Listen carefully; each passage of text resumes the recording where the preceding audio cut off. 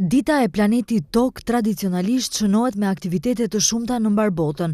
Aktivistët mbledhin mbeturina, mbjellin pemë, organizojnë punëtori edukative dhe dalin në protesta kundër ndotjes së planetit. Edhe fëmijët e Qerdhes Rinia në Tetov e shënuan këtë ditë me aktivitete. Të veshur me veshje kreative nga materiale recikluese, fëmijët parakaluan në sheshin Iliria për të dhënë mesazhin për mbrojtjen e planetit. Drejtoresha e Qerdhes Rinia, Fatlinda Jaja, deklaroi se nëpërmjet këtij aktiviteti duan të japin një mesazh për vetëdijsimin e qytetarëve që së bashku me fëmijët të ruajnë ambientin jetësor. Me këtë ditë do t'japëm një mesazh ne si kopsht, ku këto fëmijë të vegjël në objektet që kemi kontinjerat të vetëdijsohen qytetarët dhe të mos keqpërdorin ato kontinjer, po të ruajnë edhe ashtu siç mundohemi të ruajmë edhe ne, të bashku me fëmijët, ashtu edhe qytetarët të ruajnë ambientet tona. Një mesazh edhe nga fëmijët është që të ruajmë planetin, se kemi vetëm shtëpi të vetme, të ruajmë tokën sot, nesër dhe çdo ditë. I pranishëm në këtë aktivitet ishte edhe kreu i komunës së Tetovës Bilal Kasami, i cili apeloi që qytetarët të jenë të kujdesshëm me hapësirat publike dhe mbeturinat. Kasami deklaroi që qytetarët t'i hedhin mbeturinat në vendet e caktuara dhe të kontribuojnë për një mjedis sa më të pastër.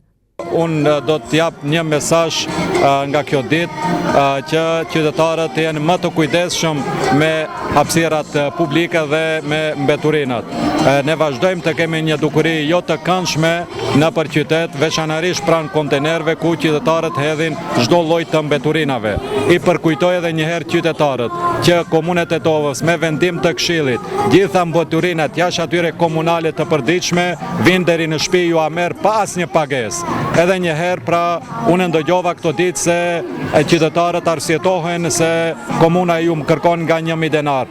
Komuna nuk ju kërkon asnjë cent për mbeturinat të cilat janë jashtë atyre komunale dhe të cilat duhet të paraqiten qytetarët dhe të shkojnë më marrim edhe një herë shtëpi, sepse me atë që i hudhin pranë kontenerëve, ata vetëm që na e randojnë menaxhimin dhe punën me menaxhimin me mbeturinat. Edhe një herë i luz gjithë qytetarët që të kujdesemi bashkë për ambientin, të kujdesemi bashkë për këtë qytet, për hapësirat publike, sepse ne si komunë çfarëdo që të bëjmë nuk do ta kemi atë rezultat të cilin e duam. Përndryshe, Dita e Tokës festohet çdo 22 prill dhe për herë të parë u shënua në vitin 1970 në Shtetet e Bashkuara.